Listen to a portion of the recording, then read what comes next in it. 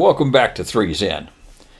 On occasion, when I felt a student was having some difficulties with a particular maneuver, I would take the aircraft and fly that maneuver myself, and often I just wouldn't say anything. I'd tell them, all right, I'm going to fly this maneuver, and what I want you to do is just sit and watch what I'm doing and how I'm doing it, and let them figure things out for themselves. Sometimes that technique worked better than all the motor mouth that you could do. One particular maneuver I enjoyed doing was the normal overhead pattern, either at undergraduate pilot training or at pilot instructor training. And what I would do is, in this case, I'd pre-brief them. I'd say, okay, what I want you to do is just put your hands lightly on the stick and lightly on the throttles. I don't want to feel you, but I just want you to kind of follow along with me and just see what little inputs are needed to fly this.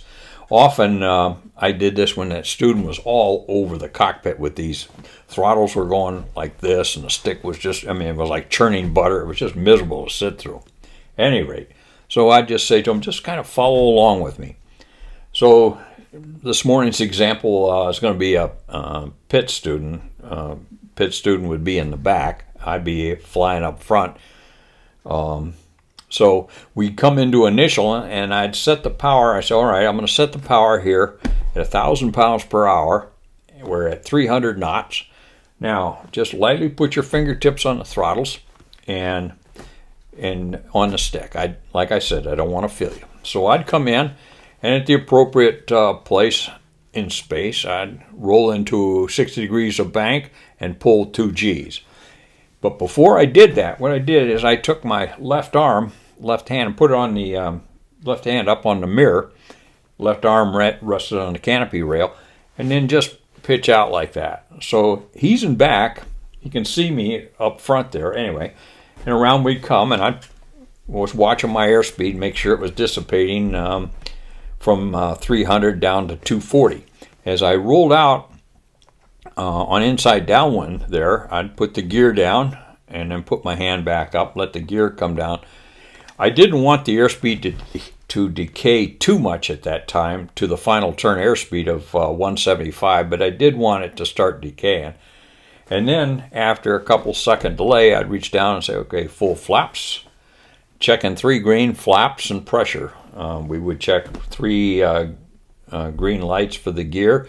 Flaps are down 100% and hydraulic pressure. And then I'd make the gear check call and roll into the final turn. About that time, my airspeed would be down around 185, maybe dissipating 185. And then I'd just play the back pressure in the bank, pulling the airplane around the final turn, all the while my hand's up on the mirror. Not touching the throttles at all. I haven't touched the throttles since I set them on initial.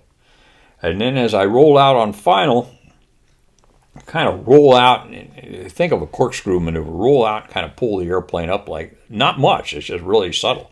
And the airspeed continues to dissipate down through 165, 160, and then down to 155, which is our final approach airspeed. At 155, still got my hand up here on the mirrors. I got too many things to play with. Anyway, and then just unload a little bit and let that 155 carry me across the overrun. As I approached the overrun, slow, and my altitude was good, I'd start to bring the airplane back as I continued to sink, and the airspeed's dissipating now down to about maybe 150, 145, so forth, and then reach up and just pull the power to idle. At this point, pull the power to idle without hitting the picture, and then touch down on speed. Never having touched the throttles from initial all the way down to when I retarded them for touchdown. More often than not, almost 100%, the student would get a chance to see, hey, I don't need to be doing all this monkey motion in the cockpit. I can fly this thing as it's meant to. And that was the trick in flying the 38. You fly with your fingertips. You don't grip the stick and ham-hand it around. You just lightly fly it.